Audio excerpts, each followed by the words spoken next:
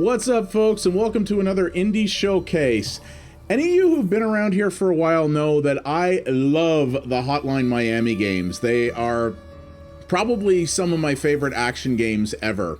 And, well, I'm happy to talk about yet another Canadian-developed game today. Yes, this is Bloodroots, and the best way I can describe this is Hotline Miami evolved in many ways, and I'm going to show you why that is. As you can see, this game throws you right back into the action. It doesn't even start you at a menu, which is something I always thought was kind of cool about it.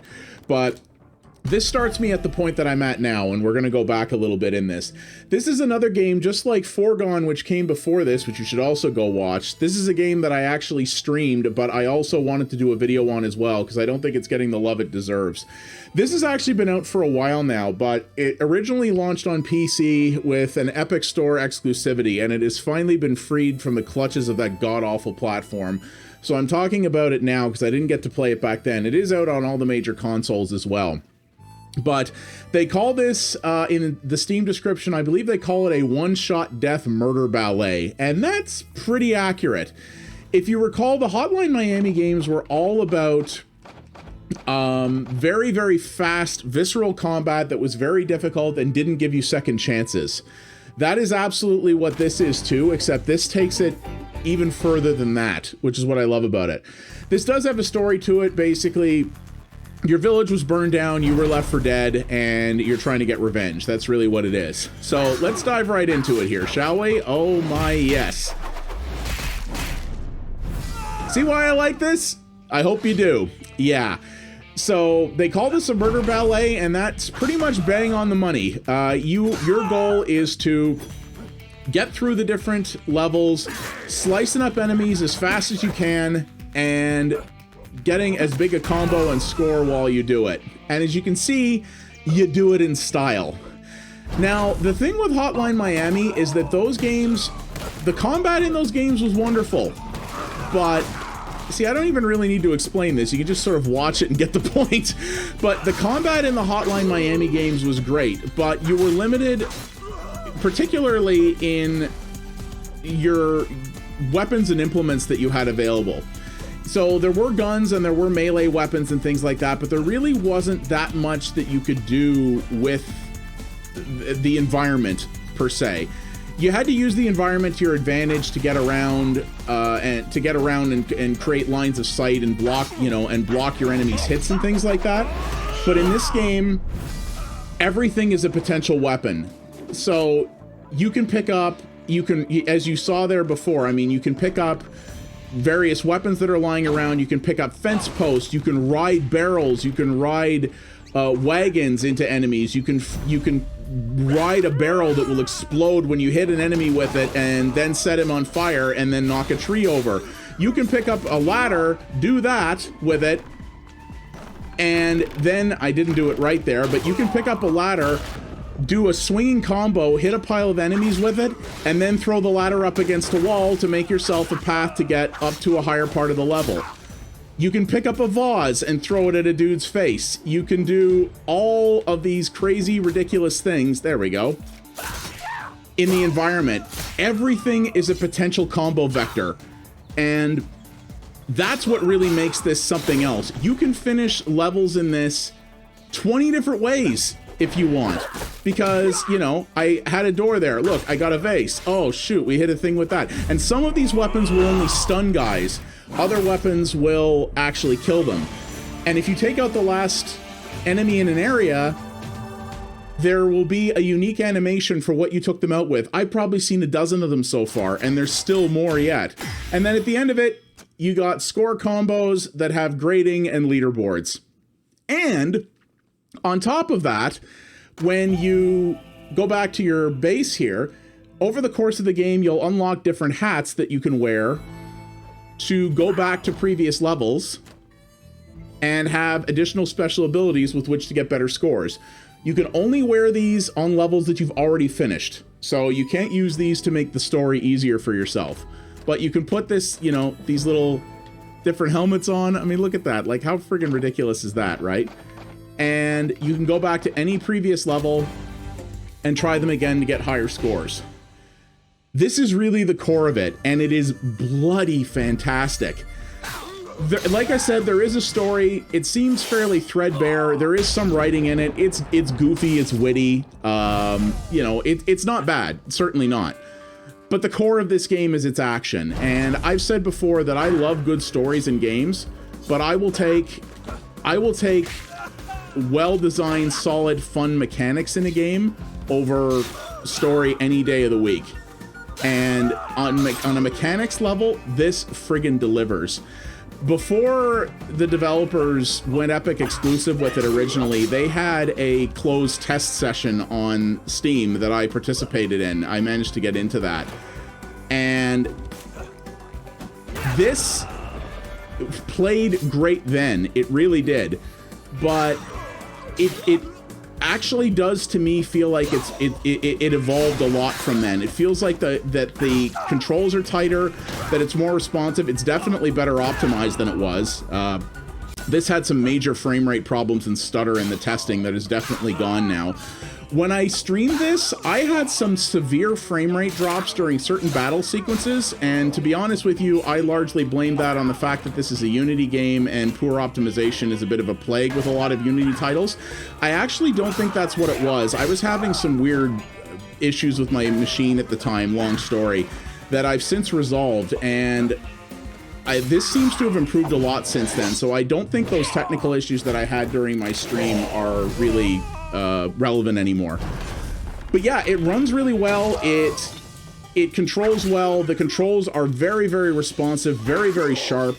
And you need that in a game like this because it has to be, the game has to be able to, has to respond and move quickly to your inputs, because if you're gonna not only survive these very, very fast moving encounters, but build up a big combo when doing so, the game has to respond perfectly every single time. You can't ever feel like you're fighting the game or that you're fighting the controls, because if you do that, then, and as you see here, you can take wooden objects into fires and actually set things on fire. Like I said, this is just a delight. It really is. But yeah, when you're playing a game like this, the controls have to be snappy and precise, because if they're not, if you lead the players to get mad at the, there we go. And you see instant restart, again, another thing like Hotline Miami that's absolutely brilliant. You don't have instant restart. You have to take away those barriers of instant frustration is the way that I call it, right? So if the controls have to respond perfectly, because if they don't, and you make players think that they lost, not because of, you know, the fact that they need to get better at the game, but that the game didn't do what they asked, that the controls didn't respond, that, you know, something lagged out or caused, or that something other than their own lack of skill is what caused the problem, then that's going to turn people off of your game and they're going to bounce out, right? And another thing that can ruin a game like this, and has ruined other games that have attempted to do it, is when they don't have an instant restart. If you die and you have to wait for either a loading screen or some cutscene to repeat, or even just a little delay, like a little animation of your character getting ready and making a pose or something. Any little things like that create frustration points that will cause people after a while to go, oh, this is too big a pain in the ass, I'm not wasting my time with this. The developers who know, or the designers in particular, who know how to make games like this and make them really well, understand that you have to get people right back into the action instantly. And that's what this does. You'll notice that when I died here, I pressed a button, I'm instantly back at the start of the level and my character is ready for input. It's not making me wait for anything. And that's perfect. That is what games like this need. And so the people at Paper Cult who made this game, they understand what is required to make a game like this and to remove all the points of frustration that can bother players. They really understand who they were going for with this, and I think that's fantastic. I really think they took the formula that Hotline Miami largely pioneered. Oh, I haven't seen this one yet. Awesome. I think they took the formula that Hotline Miami largely pioneered and really made it, oh, this is a great bit. Because you see, the guys are all just sitting here. This is some power fantasy. And you get yourself a wicked combo for it too, even though they were all passive enemies. As you can see, goofy story. Yeah. This game is truly a delight. I'm gonna tell you though, well, let me just show you. How about that? I'm having a good time here. This game is not a pushover. I am, I'm into the second area at this point. I still have a good ways to go, and this thing gets tough. Don't let the wider range of stuff in the environment and things like that make you think that this game is easier than the Hotline Miami series. If anything, I think it might be harder. It's definitely longer. As you can see, there's enemies in this that have guns that will snipe at you. There are larger scale enemies. There are enemies that have things like those guys that are wearing like those weird gears on their side. Yeah, those guys are guys that take multiple hits to kill. You have larger enemies like this that do things like that. These guys you have to attack in a very specific way. In this area, I like picking up the fire because it breaks through their shield quickly. There we go. You can sort of rocket jump off those barrels too. This game will challenge you. Make no mistake about it. And this type of genre does do that. You know, that's the funny thing. I don't tend to play games on hard difficulty levels. I tend to play them on normal in almost all cases. And not that I don't mind hard games. I just again a game that can remove all the barriers of instant frustration, that can make me get frustrated and turn me off of a game. In that case, I don't mind them being hard, because when I die in a game like that, I don't mind the fact that I die, because at least the way it works for my brain is, if you die in a difficult game, the key is not having time to think about it. The key is to not have time to go, oh, that friggin' thing sucked, and oh, that friggin' cheated, man, I hate that. Because when you get the chance to, at least for me, when I get the chance to have those thoughts creep up in my head, that's when I get frustrated with a game and bounce off of it. But in a game like this, yes, it's hard. Yes, there might even be the occasional time where I feel I got killed unfairly. But because it restarts so quick, you don't have time to think about that. You don't have time to get frustrated. You don't have time to start blaming the game. All you do is hit the button and you're right back in the action, and you don't think about it.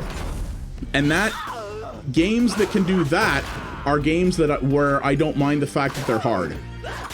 And this is absolutely nailing that for me. I hope I can finish this game. It's probably going to take me a while. I'm probably going to spend time on some levels. I'm probably going to spend a phenomenal amount of time on some levels and just getting my ass beat repeatedly. But I don't care in a title like this, because it's just so satisfying when you do pass through it, and when you do die, like I said, you don't really get that mad about it, because again, you hit the button and you're right back at it. There are a lot of gamers out there who just like really difficult games in general, and to those people, this formula doesn't detract anything. This formula will still work for you. But for those who normally get turned off by hard games, nah, this is still going to be enough to keep you in, I think. You know, it was that formula that really made Hotline Miami the huge success that it was, because they understood what people need in a title like this. And the guys at Paper Cult clearly know what makes that formula good as well. And that's the thing, just like Foregone last week, I really liked Foregone, because Foregone, while you could see it took a lot of inspiration from games like Dead Cells, it was not just trying to rip that off. It wanted to be its own thing, and it is its own thing. It just recognized some really good ideas and concepts from another game, and decided to utilize those while making something that was wholly unique and wholly their own, and brought some of its own innovations to the table. And that's what Bloodroots does when you compare it to Hotline Miami. It's a game where you can absolutely see its inspiration, but they didn't just copy it. They did their own thing. You know, I played another game a while ago whose name, of course, is escaping me right now, but I compared it to Hotline Miami mixed with SWAT 4. And that game was also an absolute blast because, again, it was doing its own thing with cool ideas. And so is this. Like, look at that. It was a giant hammer that I bounced on and I wrecked dudes with it. Like, how cool was that, right? Like, look at this. Just, it's a delight. It truly is. And boom, there we go. And yeah, that's what they've done here. It's a ton of fun, and if you just want to play it and chew your way through the story, nothing wrong with that at all. Oh yeah, laser gun, because why the hell not? You know, I don't know. Who cares? Don't ask questions. It's fun. You know, what's cool about this is you can play it and just chew your way through the story and be done with it if you want. But it has a score attack capability as well as online leaderboards. So do you want the additional challenge of getting high scores and competing with others on a global scale? You got that too, if you want it. But there is more than enough content here to keep you entertained and frustrated, but in a satisfying way for a very long time, I think, as well. It's a fantastic example. Oh dear, something seems to have glitched here though, because I can't pick up weapons anymore. So that's weird. Okay. But it is a fantastic example of a game that, there we go, has taken an existing formula and just improved on it in an incredible way. And I am loving this to death. I am very happy that it got freed from the clutches of Epic exclusivity. And yeah, you can get it on PC on either of those places, or you can get it on your console of choice as well. It's on Xbox and Switch. It is an absolute delight. Oh yes, this sequence. I played this sequence in the beta, and it was a bastard. And I'm sure it is here too. But you can see, as I'm talking about it, I still got a giant ass smile on my face because damn if this isn't a good time. It really, really is. So yeah, that is Bloodroots, developed by Paper Cult Games. It's out on all the major things, and it is a blast. Yes, it's hard. Yes, it can be frustrating at times, but it's perfectly fair. It is super tightly polished and tuned, and it is a good, bloody good time, and you're gonna laugh. You know, you're gonna have a smile on your face playing it if you're into this kind of thing. I can guarantee you.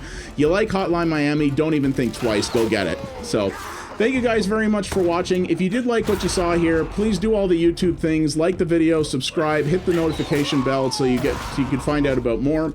And please share things around. That does help the channel get noticed by more and more people, and helps me get access to more cool indie games to show you all. And yeah, if you do like this stuff and other kinds of variety, you can follow me over at twitch.tv/pxabstraction, where I do multiple live streams a week of both indies and other stuff as well. We do a whole pile of cool stuff over there, so we would love to see you there. And yeah, leave a comment down below. Tell me what you think of this. You know, have you played this? Do you have an opinion of it? You know, how do you think this stacks up to Hotline Miami? Do you know other good, you know, top-down games of this nature that maybe I've missed? Because there have been some other ones in the last few years, and I'd love to know some other good ones that I've missed. So yeah, thank you very much for watching, everybody, and I will see you all on the next episode of Indie Showcase. You folks have yourselves a good one. Take it easy, everybody. Time to hack up some more dudes.